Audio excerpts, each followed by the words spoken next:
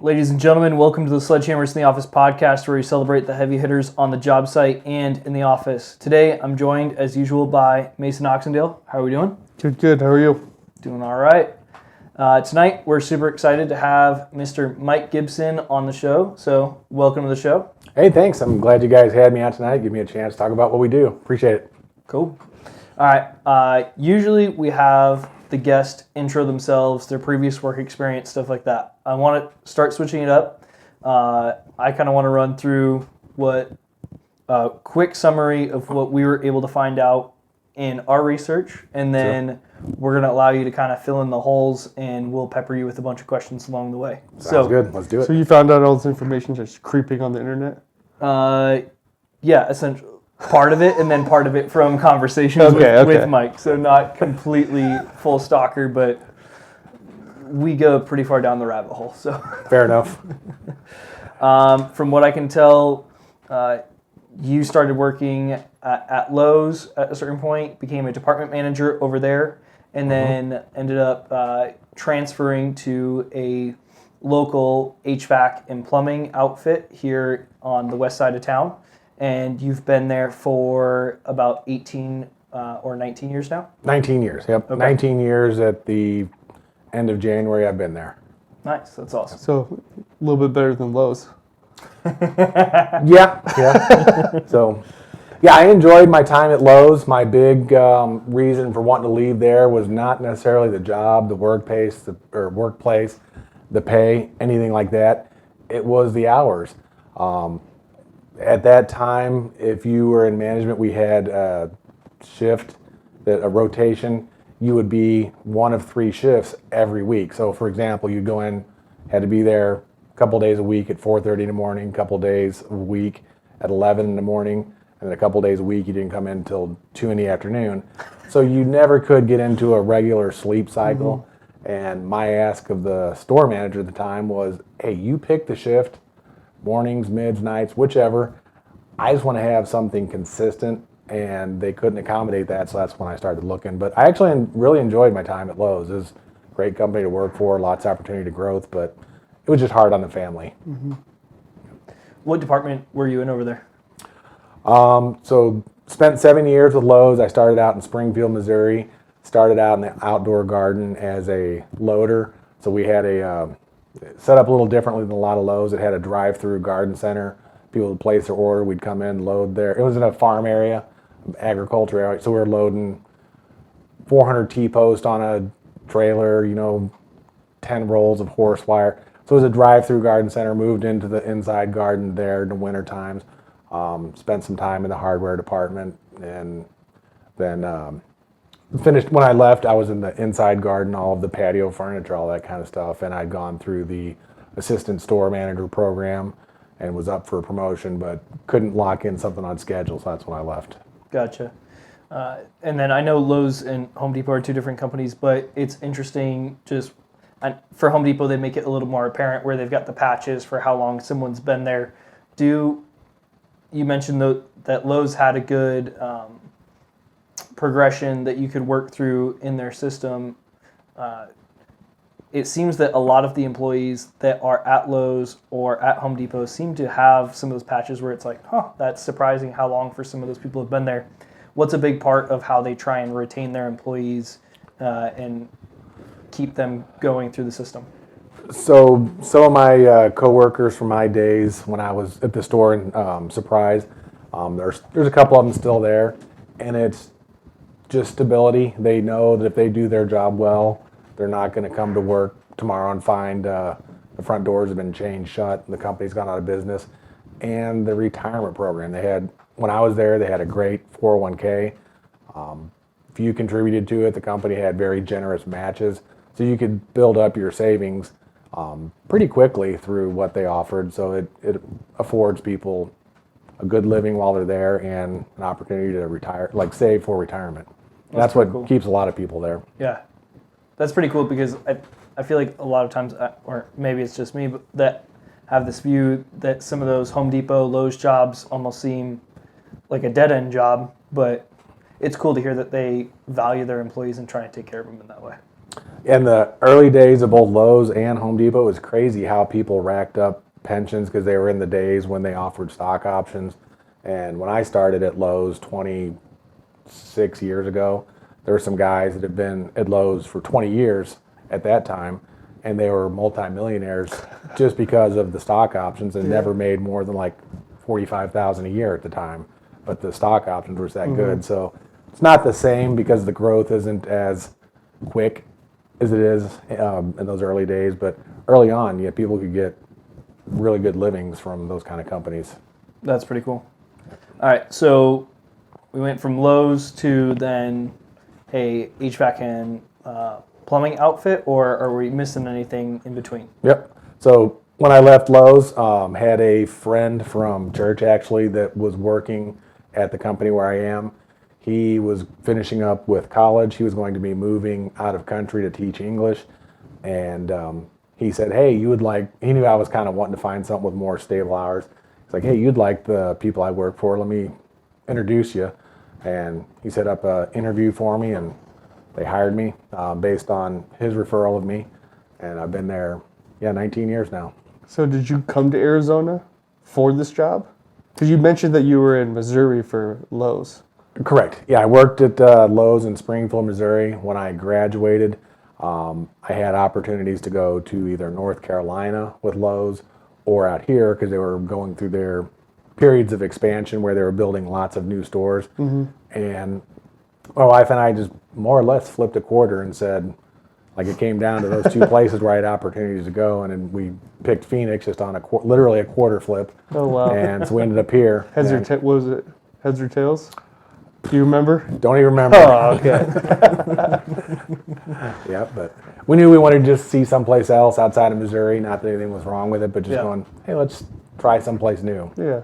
So what was the learning curve like getting involved in the business? Did you have anything previously that you could rely on in terms of understanding the industry, or was it learn a new language, just get thrown into the fire, let's go?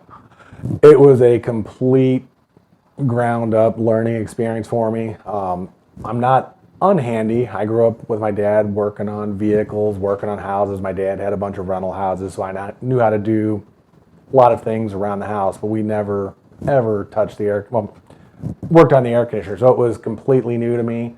The company I started with put me through some of the manufacturers' training programs they have to teach you all the ins and outs of it. And I started with the company in a sales capacity. So I relied heavily on the technicians that I worked with, the installers, to fill in the gaps of knowledge that I did not have. And still to this day, there's things that technically that there's guys that are way better than I am at them. But you learn to rely on people to help fill your gaps to be a stronger team altogether. But the sales position was a lot of just connecting with people and telling them, you need this will fill that role. Here's some options for you. Do you trust us or not, more or less? Not in those blunt terms, but basically that was, the gist of it. And I feel I can communicate well with people, so I found some pretty quick success at it there. Made a lot of mistakes in sizing and measuring and different things along the way that cost the company the money, but fortunately the people I worked for were gracious enough to allow me to make those mistakes to learn, and so grew from there. Yeah. So I'm assuming a lot of that was straight to the consumer rather than business to business, focusing on contractors? Correct. Yeah, our business mix has shifted in the last few years. We are doing more to commercial buildings, not necessarily contractors, but in the early days we were almost 100% to the homeowner, just the end consumer. Okay, interesting. So then what's the journey from starting salesman, learning the ropes with the whole HVAC and plumbing thing, and now you're running the branch that you started with? Good question. So for about 10 years, I was sales guy, just running my calls, doing what I was told. But then as we started to grow, they brought in a second sales guy, and they left it to me to train him. They pretty much promoted me by just telling me, hey, this is your job. This is what you're, and it wasn't even really a sales manager position, but I was just the sales guy that had been there the longer of the two, to train him, to teach him the ins and outs, and to manage what he was selling, to make sure we were maintaining the profit margins the company was looking for, checking over his work to make sure he wasn't hiding things or anything like that. And it just grew from there that I guess just because I grew up with the idea that if you work for someone or if someone's over you in authority and they tell you to do something, your expectation is to do it. And that's the approach I took with my employers. When they asked something of me, I just figured this is my job. I'll do that for them. And they recognized that I could be trusted, and it just grew from there. And then when series of events that led them to selling the company, and before they did, they asked me to be the general manager for the company while they were getting some personal things situated, and that turned into a permanent position whenever they sold the company. So a few steps along the way, but yeah. How was that transition period when they asked you to be the general manager? Because a lot of times it's people get used to a certain figurehead, especially running a business, and so the transition can start to be. Some people can do it well. Some people can make it a little clunky. Was it a relatively seamless process since you had been around so long? You'd been a guy in the company, or was there still a little bit of a handoff period that they tried to make that transition smooth?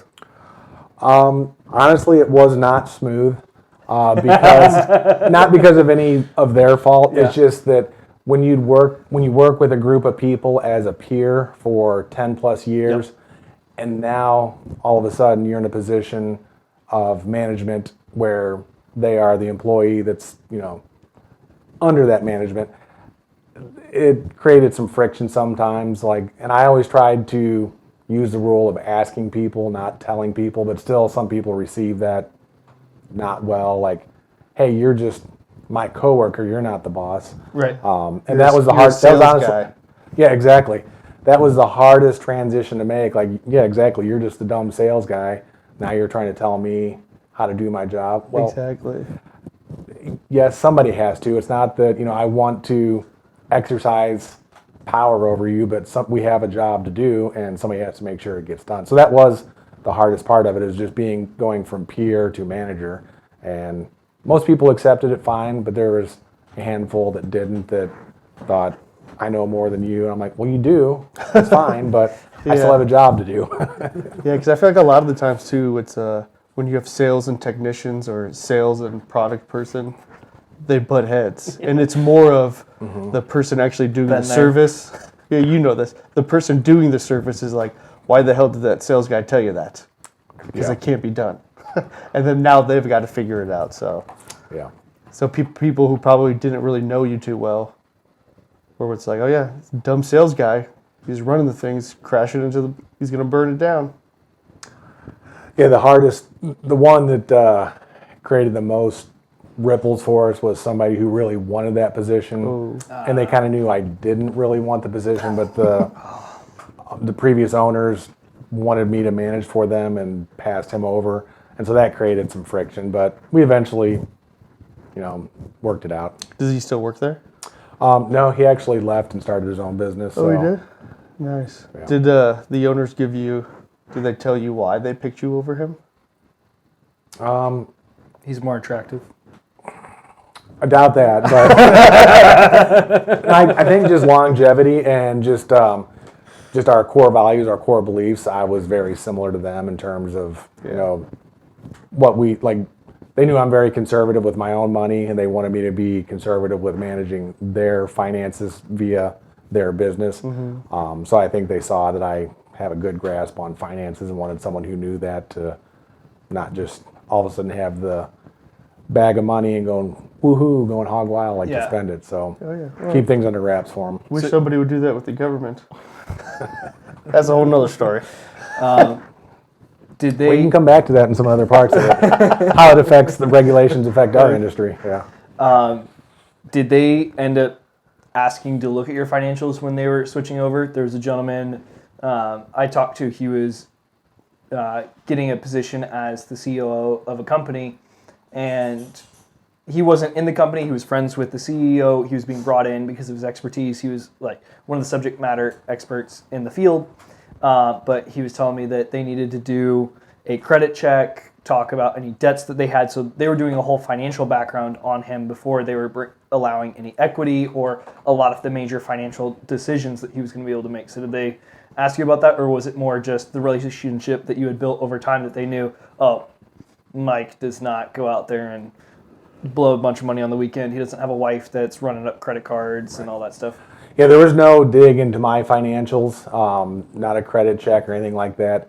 I think they just knew me from working for them for 15, 16 years at the time of transition.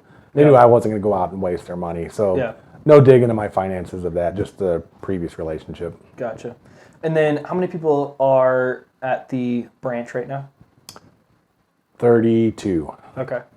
So do you have a certain leadership style, or are there certain leadership kind of tenets that you try and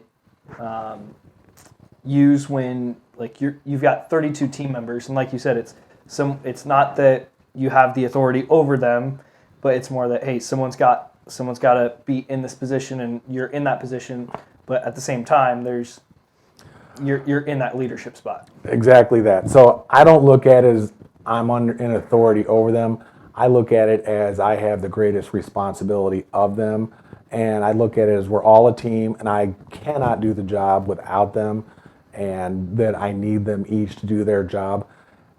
I don't have a harsh style of management. I have a relational style. I want to lean into the relationship like, hey, look, we're friends, we're coworkers, we all have this job. I know it's rough today, it's 115 degrees. I'm going to be out there with you. Tell me what you need me to do to help you to get the job done. I try to earn equity with the people by helping them, like making sure I recognize their successes. We do a lot of rewards at our company. When people do good things, we have quarterly meetings and we recognize those. We give out prizes. We try to make coming to work fun. We don't want people to dread coming to work. So we do company outings, we do awards, we do a lot of things to make it a place where people want to work and see we value them outside of just what productivity they provide to the company. We value them as people, as coworkers who we're all in this together. So it's not just you do work, here's paycheck. Correct. Yeah. And unfortunately, at certain times you do have to lean into the authority, and it just has to, because let's face it, we're all humans. We all have, sometimes you just get people that don't want to do what they're supposed to do, and you have to kind of play a little bit more heavy-handed after. I don't start with that, but after a lot of digging and finding out why, and we take the roadblocks out of why they can't do something and it's still not getting along, you have to kind of play the discipline side. Like, all right, well, since A wasn't accomplished, we're going to have to email you. You're going to have to acknowledge that, and this is going to be the start of a formal process of discipline. And most of the times, people, once you formalize it in an email or a written notice, it turns it around. But don't do a lot of write-ups. We just do a lot of, what's up, man? Like, Yeah. Yeah. To your point, a lot more relational. yeah. Yeah. Yep. That's cool. And then I would assume that since you guys have 30 people, you can know generally everyone in the company. It's not like you can know everyone. It's not like someone's going unnoticed at that point too. Correct, yeah. That's one of the nice things about working for a smaller company is you're not just a number like we get on our paycheck. We have a 6-digit employee number being part of a larger company. Yep. We're still known by Mike Gibson, by everyone's individual name. Yeah. Want to kind of, I guess, before I get to kind of state of the trades, I wanted to ask, what are some of the characteristics that you see in your high performers in the field, and then also in the office? And then do you see overlaps with those people? Do you see some that are a little more unique based on the type of work that each department finds themselves doing? Sure. So, that's things I think about on a regular basis. So some of the characteristics the high performers share would be very good communicators. They can convey ideas to other people in a way that's convincing, that's understandable. Consistency. They're doing the same things all the time, the things they know that are productive, depending on if they're an office person talking to someone on the phone or a field technician trying to repair a system.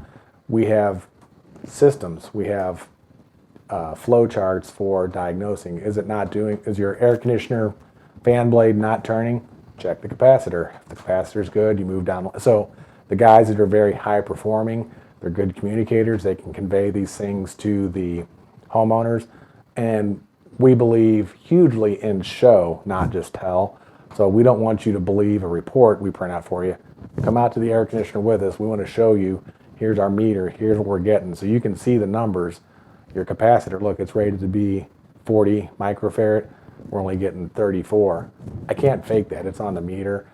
Here's why you should replace it. So the effective ones are not even like big personalities necessarily, but they just learn what to do consistently day in, day out to get results.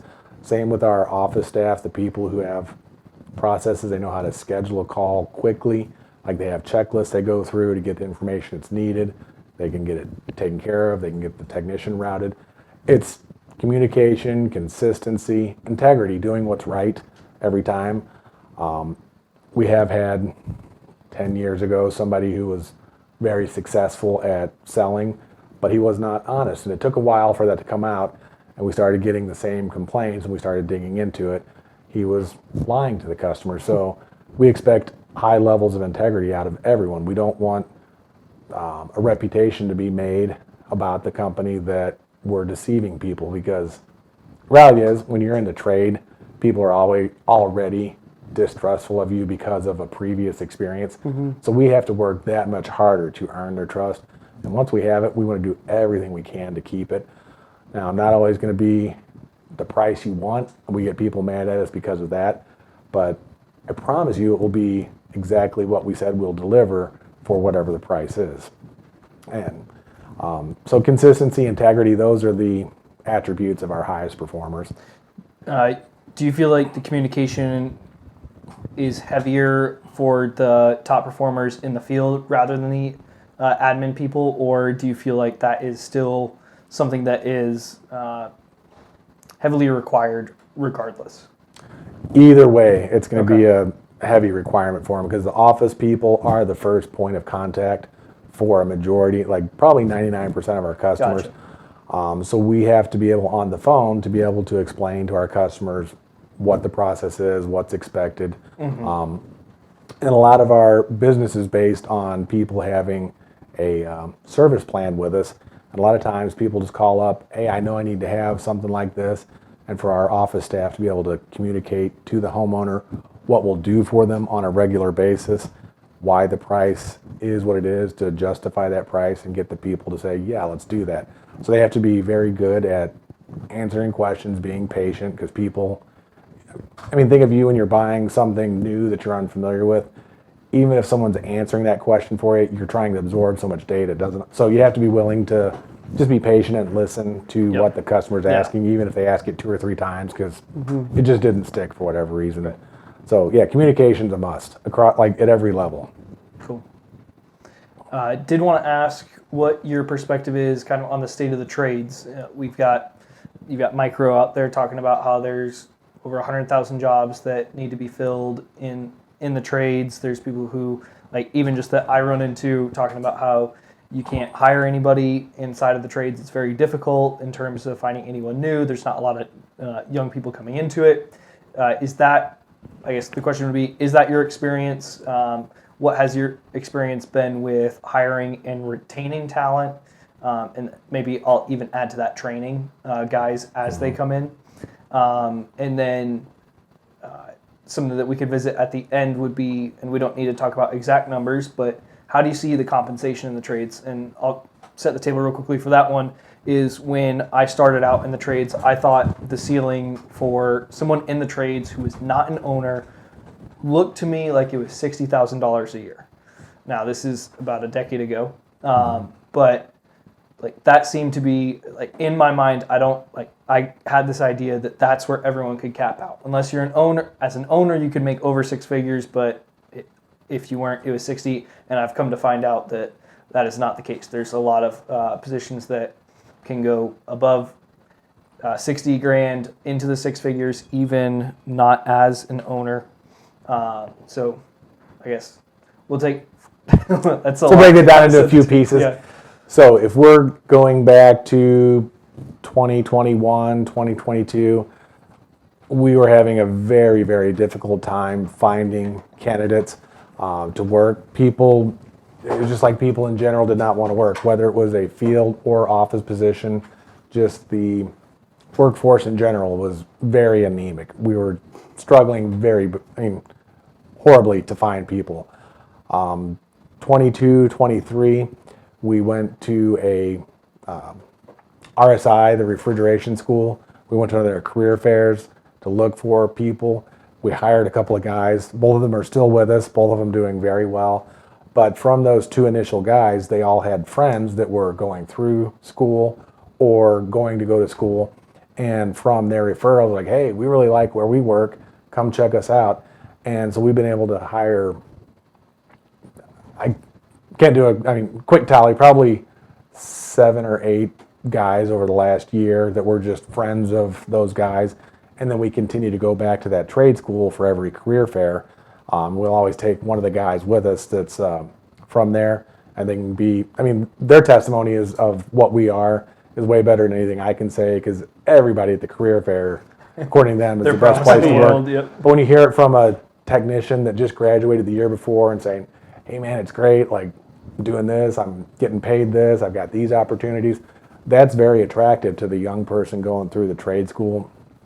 So we've kind of tapped into that vein for employee supply, and it's been really, really good for us. So yes, at large, the industry is suffering from a lack of people with skills going into the trades, but I think it's starting to shift. We're hearing from the trade schools that enrollments are up. Even one of the trade schools, Carrington College, they've now taken on they were always known for like medical assistants and billing type stuff, and we just hired a guy from Carrington College that went through their trade program. So even other schools are seeing the value in it and to attract people. So I think the pendulum is starting to swing away from the professional, air quote, professional degrees back to a hands-on skilled trade.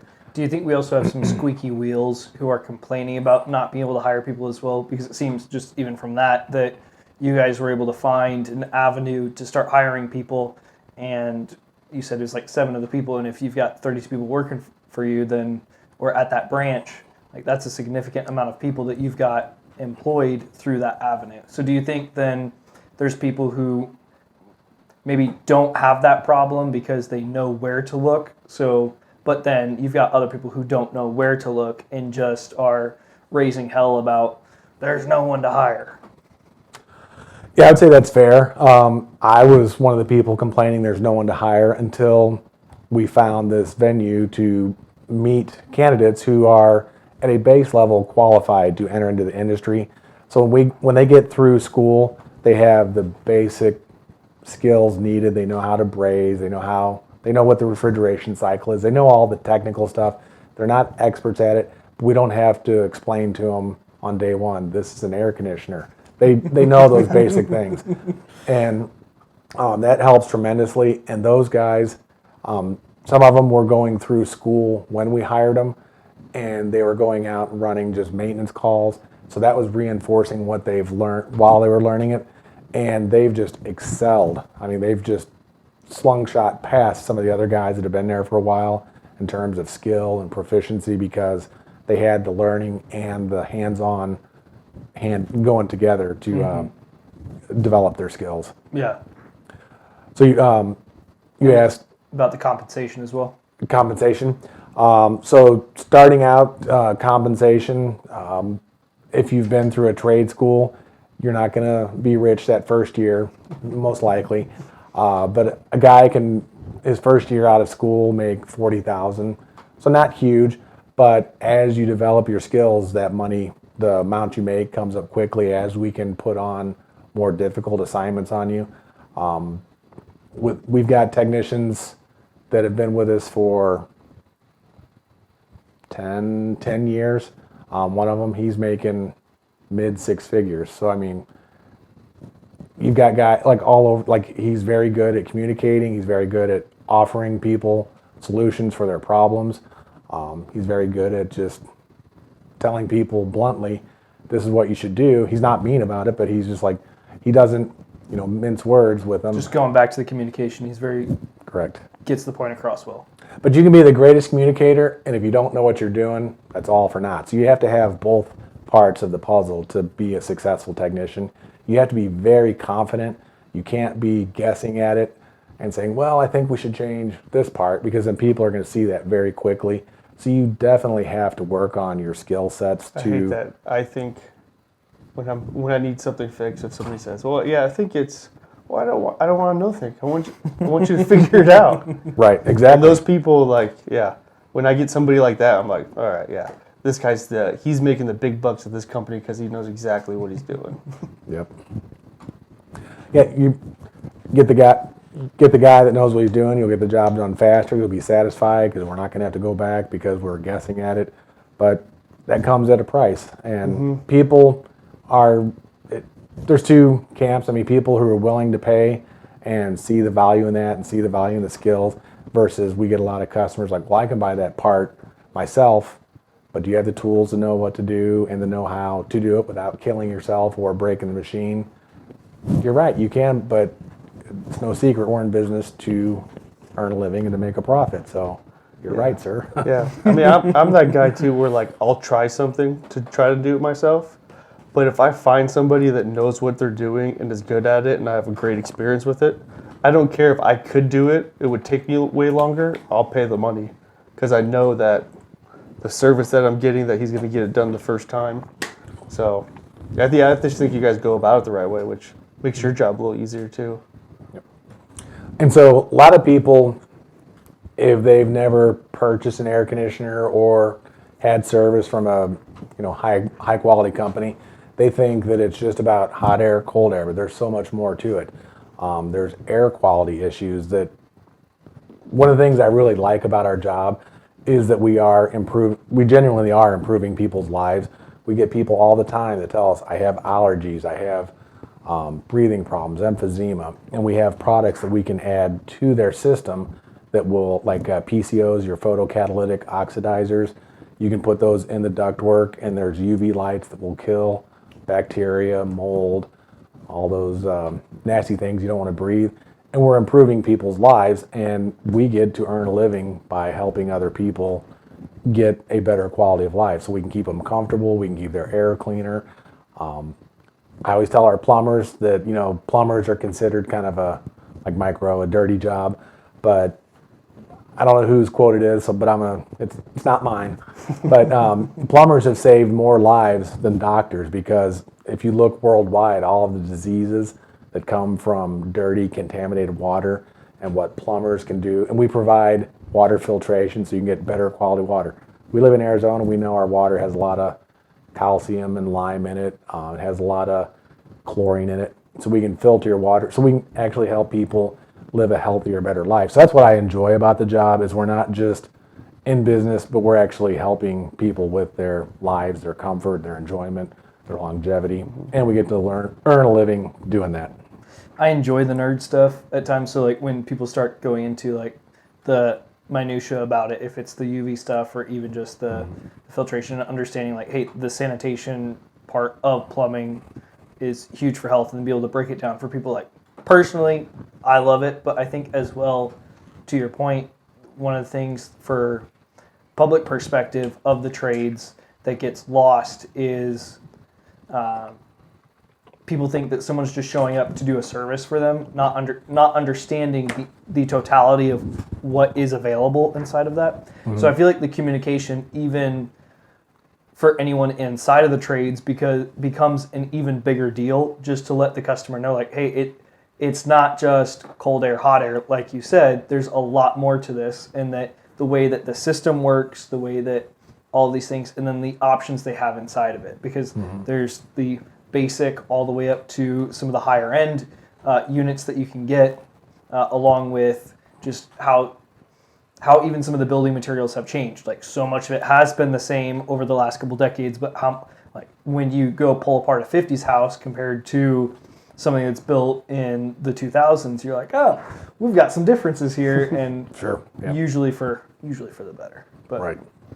I wanted to ask you your perspective on the difference between mom and pop companies in the industry, and then companies that can make that jump to like 10 plus employees. Like, what's the big difference there? And it probably kind of a couple different ways that we could take that in terms of, it's like, one, yes, there's more people on the one side, but if we look at how is what is the overhead impact of having more people versus less people?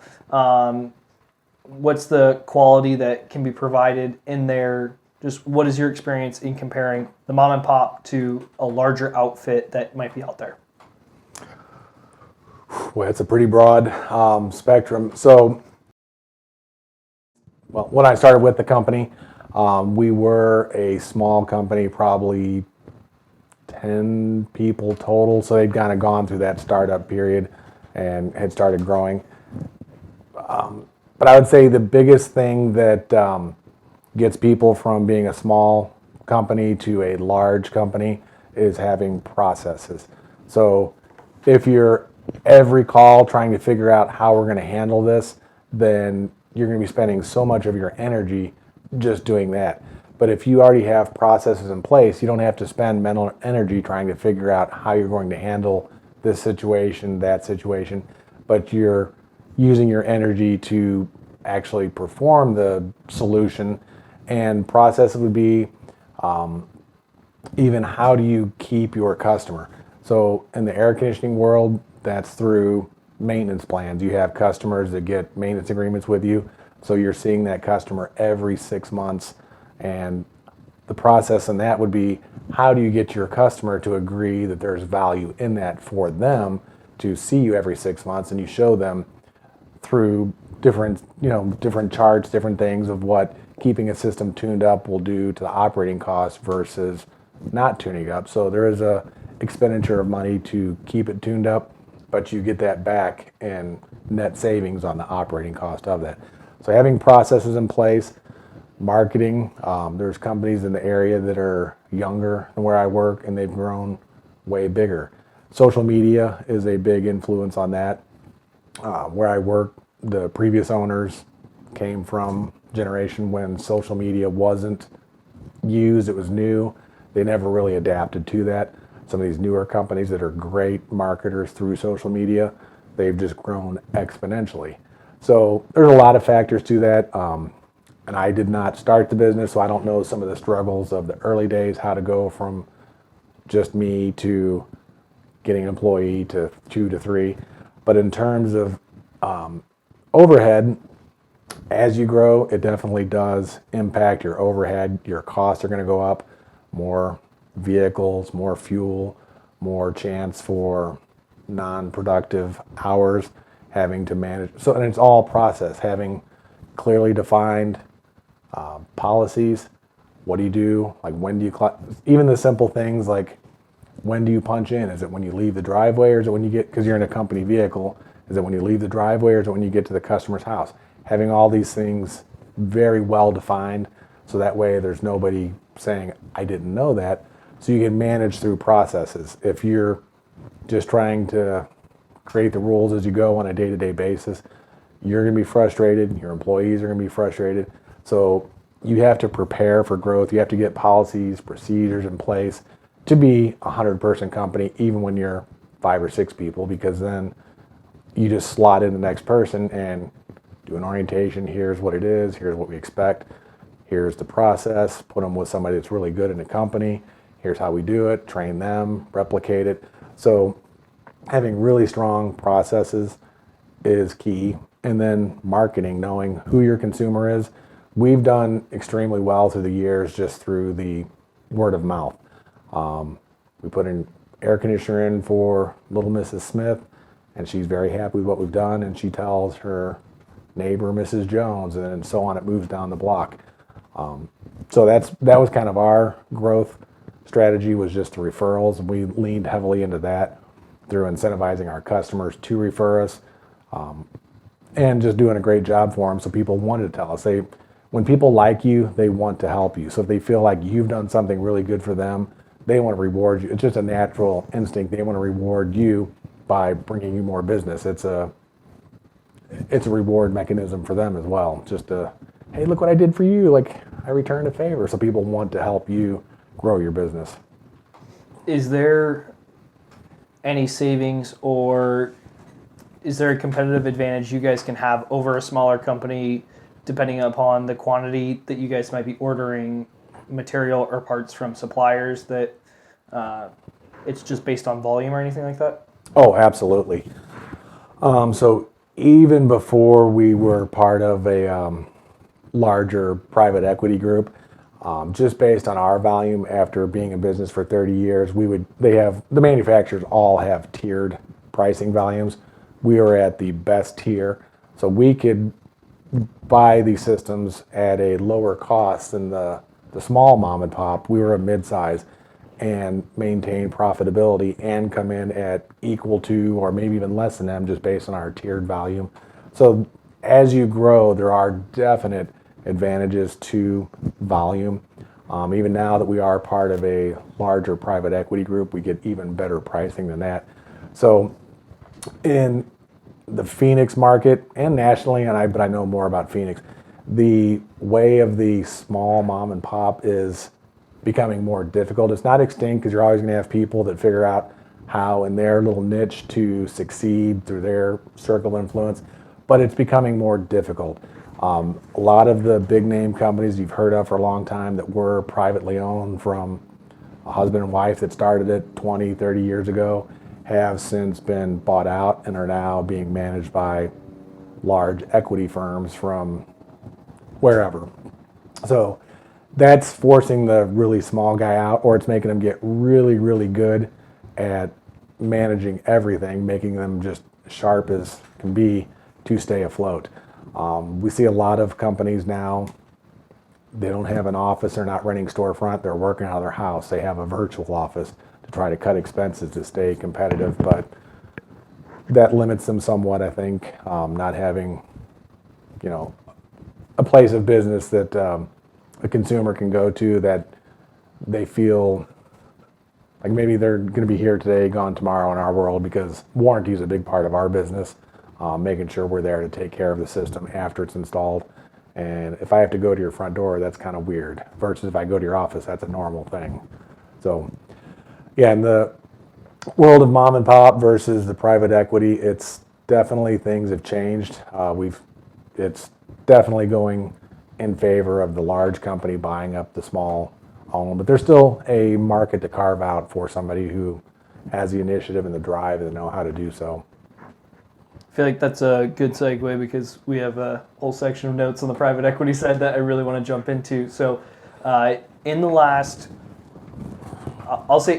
year, I started becoming aware of just private equity being a thing, how it worked, the acquisition of businesses, and I don't know if it was observation bias or, like, from my perspective, it seemed like it started to become this buzzword kind of topic on social media amongst certain business people.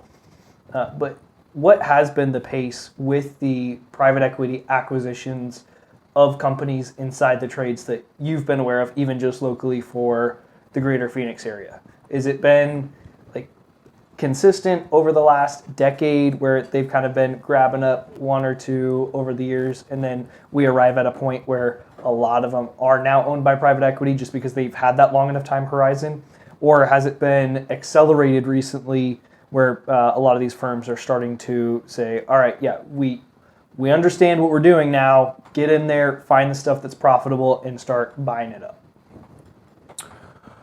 Yeah, so I think you've always had private equity companies buying air conditioners.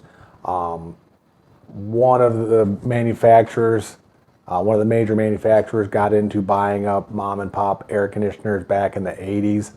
They experimented with that. They kind of failed at it because they tried to rebrand everybody to one consistent thing, and they realized that the brand equity that the little mom and pops had was what they were buying. Because you can buy trucks off a lot, you can buy equipment from a distributor. You can buy office furniture, buildings, but that's not what makes a business. It's your customer base and your brand recognition in the area. So they would come in and buy these companies, and they would totally rebrand them, and then these companies would just go flop. And that was with having money that a manufacturer brings in. I mean, billions of dollars, or in the early 80s, hundreds of millions of dollars, I'm sure, of capital available, and they were still having businesses fail because they were destroying the brand recognition, the brand equity that those people had built in their specific areas. So now that's why you still see it's the companies, like you said, that were owned by a husband and wife that we're not, like, I'm not even aware of who owns what in the valley, or even if you go on the east side versus the west side, oh, this HVAC outfit and this HVAC outfit are actually owned by the same parent company. Right. Okay. Yeah, because the parent company wants to keep the marketing leverage that those companies have built in their neighborhoods, and they use that to their advantage. So I forgot your original question. Just the cadence that they've been purchasing the companies. Oh, so this has been around, yeah. So it's been around since the 80s, probably before that I even know of. It kind of comes in waves where you'll get a big group buy up companies for a while, and then it kind of slows down. But it seems like since the 2020, 2021, with the pandemic and all of the things that came along with that, and companies maybe being a little under distress, people wanting an exit plan from their business, wanting to cash out on their years of hard work building into a company. Here in the Phoenix, like, companies have been around for a long time. We're just hearing about them. It was like every other week. Oh, so-and-so sold, so-and-so sold. So I think in the last 3 years, it's been at an accelerated pace. It's like every time we turn around, somebody else is being bought up. And it just feels like the way of the private owner is kind of, for the moment, a thing of the past. It's becoming, just with the cost and the leverage that these big companies have with volume, it's making it much harder for a small guy to start up. So, but we see that correct, because then with that you have big overhead that comes from the top side of the companies, and then they sell off, and then it kind of, so it comes in waves. But I think right now we're in a wave of a lot of buying, a lot of absorption of these companies into the bigger infrastructure. Okay, that makes sense. I had a question, I just lost it.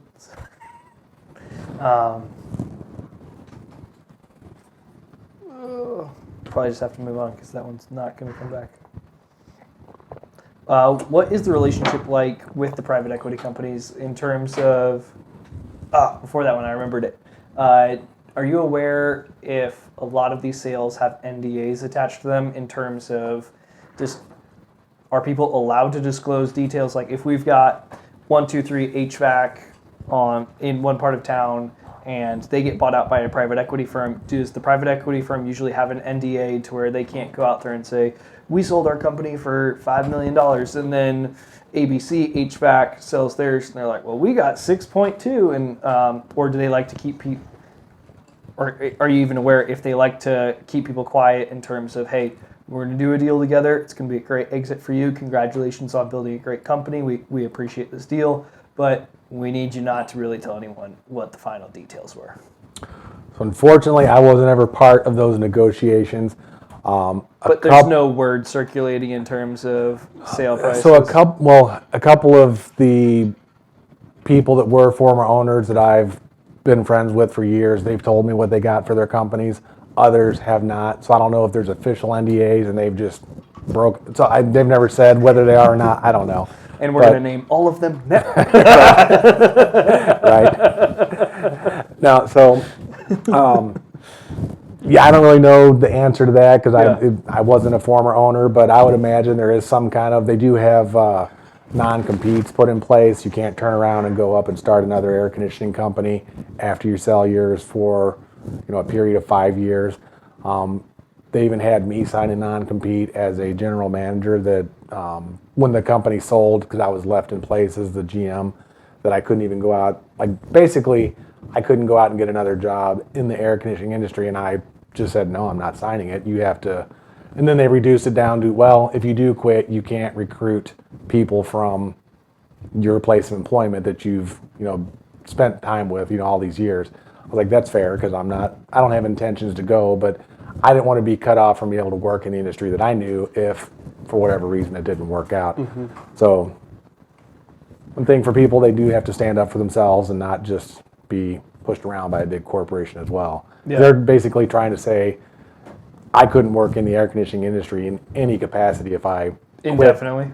Yeah, well, for a 5-year period if I quit or was fired. But in that period of time, you're broke and like, what do you do? So, Which I guess that leads into the question I was going to ask in terms of what's the communication cadence like with the private equity company? Is there a liaison that you guys have with the private equity company, or is it more like, hey, just hit the numbers that we're projecting for you guys and we're going to be relatively hands-off, and if you're missing things, then we're going to be a little more hands-on? Or is it? Yeah, so with the private equity company, they're the parent company. I interact with them zero. So I have the president of the company and the vice president and then a regional manager within the company that they own. So they own lots of companies within the company I work under. We have that structure. So I deal with them, once a week, the upper people. The corporate HR, once a week on conference calls and things of that nature. But my regional managers who I have the most communication with, and if we're making our numbers, if we're running things profitably, he's kind of hands off. He's like, hey, you just keep doing things well. If you need me to support you and assist you in things, I'm here to do that. So he's basically a firefighter because he's got a lot of companies similar to mine that he has to manage. So if we're doing what we need to be doing well, he's not making my life harder. He's actually there to support and help us out, which is nice. He's not micromanaging, but he just keep doing well and I'll leave you alone. Gotcha. Are they looking at mostly just top line, bottom line for the week or the month, or the top line, bottom line, they want to see that we're growing our membership count or our maintenance plan count, because that's really what sustains a business. Because when we get into the nice weather periods of the year, whenever it's 55 at night and 75 during the day, nobody's calling air conditioning companies for repairs. I mean, it's not happening. So having those customers in queue to be able to do their maintenance, keep our guys working so they're not going broke, keeping them moving, offering them accessories, and that's the lifeblood of an air conditioning company is a maintenance agreement. Because when you get out there and say, hey, Mrs. Smith, your system is working well, but it is 15 years old. Have you considered maybe getting a new one for the summer? Actually, I was thinking about it, and then we can leverage that. So always with integrity. We're not lying to people, but we're just pointing out things to them that maybe they hadn't considered. And so that's really one of the key drivers that they're looking at, is how are you growing your maintenance customer base. And then obviously we have our profitability, like what is your bottom line number that you're sending up the way to the corporate office. That's two of the biggest things they're looking at. Google reviews, they want our reputation constantly growing. The biggest source of leads for us anymore is through the Google LSA program. So they want to see that we're maintaining high volumes of reviews, high quality reviews, seeing that our maintenance contracts are growing. So when you boil it down to a few key things, it's like, man, it's not too difficult to keep a business managed well. But that's oversimplifying it. But that's kind of some of the key factors they're looking for. They have their KPIs that they track, and then they kind of turn the driving of the vehicle over to you. Exactly. Yep. Yeah, that's pretty cool. Nice. Obviously, they talked to you in the acquisition because they knew you were going to be the general manager, or they wanted you to be the general manager. Were there any other key individuals that they talked to in that process to say, hey, like, if it's the owners during the sales process and they're saying, like, hey, we've got Tim and Sally, and there are two all-stars. Tim's out there, he can drop an air conditioning unit on someone's house like that, and then Sally's just churning through everything. So we need to make sure that those people stay, or are they more concerned on we need to set a general manager, and then general manager's going to take it from there? It was more or less that model. So when the owner sold the business, after it was closed, so I found out about a week before the deal closed. And then after the transition was final, then they did a conference call. We put it up on TV, got everybody together, made the announcement, kind of let people get over that initial shock. And then they met the president and vice president, they did their presentation on how it was a good thing for the company, for our local branch that they're now owned by this larger corporation. So yeah, nobody was made aware beforehand. It was all after it was done, kind of like surprise. So What was the general reaction to that? we had a few people that quit. One guy quit next day because he'd worked for another company that had been sold, and he said it wasn't any good for his career. We had a couple others that quit within 2 or 3 months because they just didn't like the difference. Change, But there wasn't any. The parent company really left us alone and let us run things the way we'd always run them. But some people just look for opportunities to they just need that not thing. be happy. Yep. Yeah. So. Yeah. Okay. But generally speaking, everybody was just kind of like, well, it's still the same place. It's still the same people. It's still. Yeah. There's always little changes you don't like, but minor. I mean, nothing major. Yeah. So, what has been the experience for the people working there since the acquisition? Because the outside perspective usually seems to be that you've got large New York money is going to come in and they're going to try and screw everybody over in the company and they're just trying to haul all the profits out there. Like, is it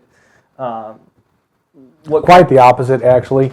So when we're owned by a husband and wife, they're working to making a living, and depending on the year, things were good or things were slim. So the vehicles we're driving, sometimes they were old and they were aging. The air conditioner didn't work, or the radio didn't work, or the seat was broken down and tilted to the left. When these private equity companies come in, they want to make sure everybody's safe. They put us, they refurbished the fleet. They cycled out some of the older ones, bought new vehicles. Some of the things. So they were willing to put in more money besides even just the money they put in for the acquisition. Mm-hmm. Yeah, because they want to own them for the long haul. Yep. Things that the benefits that the original owners had offered became even better with the private equity. So the percent, like we had 401ks, but the previous owners didn't match. With the new company, we got significant matching. We got more PTO time. So the benefits came in with a larger company. So some of the things that are like, man, I wish I'd have had this 15 years ago. This has been great. Like some of these little things that, time off when you're having a kid and you didn't have that with them because they couldn't afford to pay you because they're, just trying to squeak out a living as well. Yep. So it's been not 100%, but overall it's been a really good thing to have this company come in and buy us out because they've got a vested interest. They spent a lot of money paying the former owners for the company. They want to see it succeed. They want a return on that, and they know that people are the foundation of the business. And if you take care of people well, they'll take care of the company. So they do a lot of good things for us. So it's been good. Yeah. What does growth or expansion look like for you guys? Like, it seems that they have some of their KPIs that they're trying to track, and that seems a lot of times from, if I were to filter it, just like the health side of things. Like, hey, if we have good maintenance numbers, if we've got good Google business reviews, we're going to be in a good spot to make sure that if anything changes in the market, we'll be all right. We'll be able to make it through.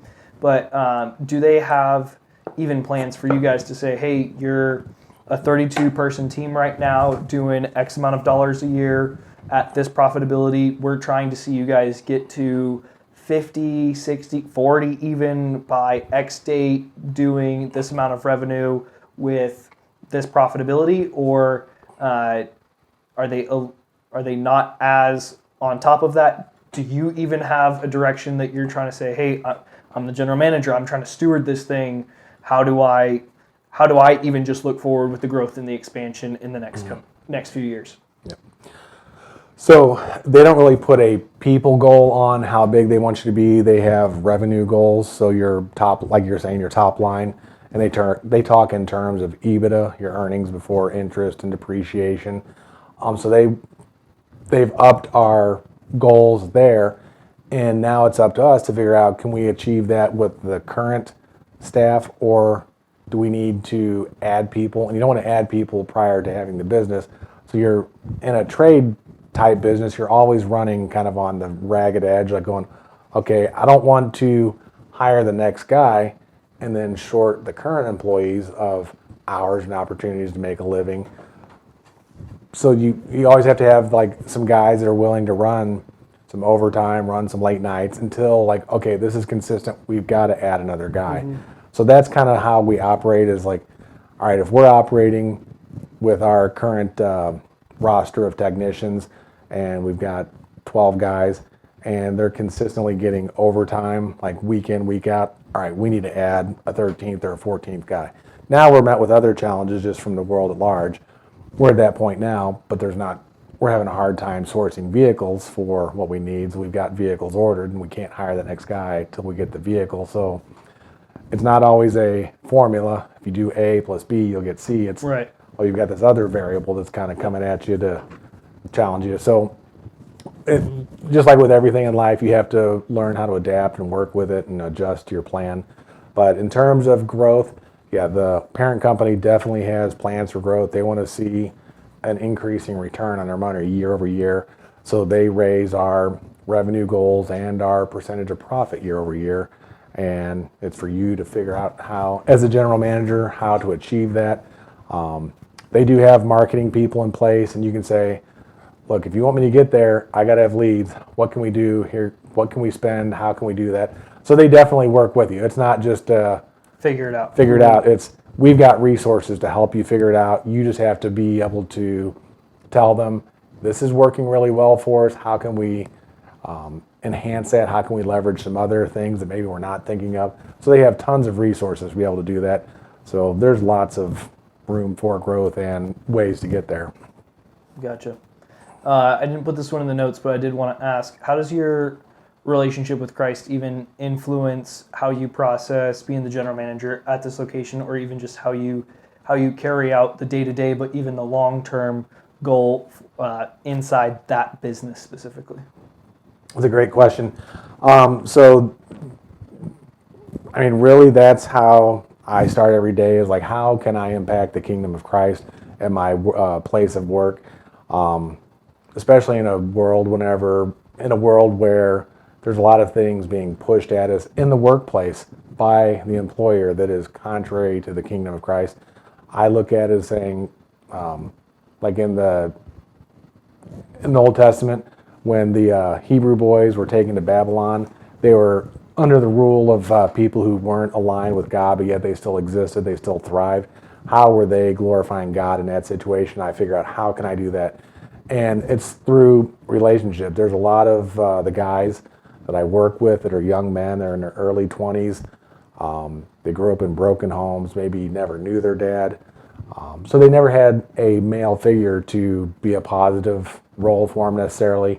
And not that I'm trying to be, their dad replacement, but I can be someone who demonstrates integrity to them, demonstrates character to them, hard work, calls them to accountability when they're not exhibiting the characteristics that we need to see out of them. And some of our fun company functions, we are able to get in discussions about our faith, and they want to have those conversations. We have to earn the right to have those conversations, and we've had some really good ones. And there's some guys that I work with that worked with them for a long time, and they, here recently they're asking me more questions. Like, I'm hoping that God is stirring something in them, but you have to be faithful to your job. I've gone back and forth with this over the years. I used to think, I was as a Christian undercover, or an air conditioning guy, undercover Christian. But really, we're called to do well at our jobs. Like, that is my ministry. That is my job. I have to do that to the best of my ability for my testimony about Christ to have any credibility. So that's what I work on. Is I want to be consistent. I want to show up on time. I want to demonstrate the things I expect out of them. Work hard. Always be willing to pitch in and do my part, even if it's not my job necessarily, and earn the right to talk to them. And sometimes it even means having a hard conversation with them about hey, your performance at work is not what it's supposed to be, but because that is my job to oversee that and to be that role at that job for God's purposes. So yeah, it's something I think about every day, and sometimes I don't live it out well. I do have a temper that sometimes slips through, and I don't always exhibit the things I know I should or want to, but generally I do. And you have to be willing to apologize to people and move on. So Yeah, that's awesome. Yep. All right, before we wrap up, we've got 5 quick questions for you. Okay. What's the most impactful thing you've learned? To not stop learning. Like if you arrive at a point when you think I've got it, then you're just stagnant, you're going backwards, and you might as well call it a wrap. But always be in pursuit of learning, to whether it's in your faith or in your job or in your hobbies, your pursuits, whatever it is, but always be willing to learn. What's your favorite movie? Oof.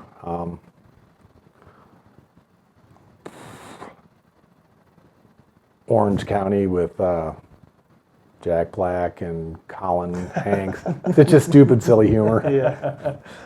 What's your first character strength that comes to mind? Consistency. What's your favorite woodworking project? Well, I like building cabinets. Just built one for the wife, an entertainment center. Got our TV organized, the cables and all that. So yeah, that kind of furniture. Nice. Where can people reach out to you guys, get a hold of you, if they want anything done?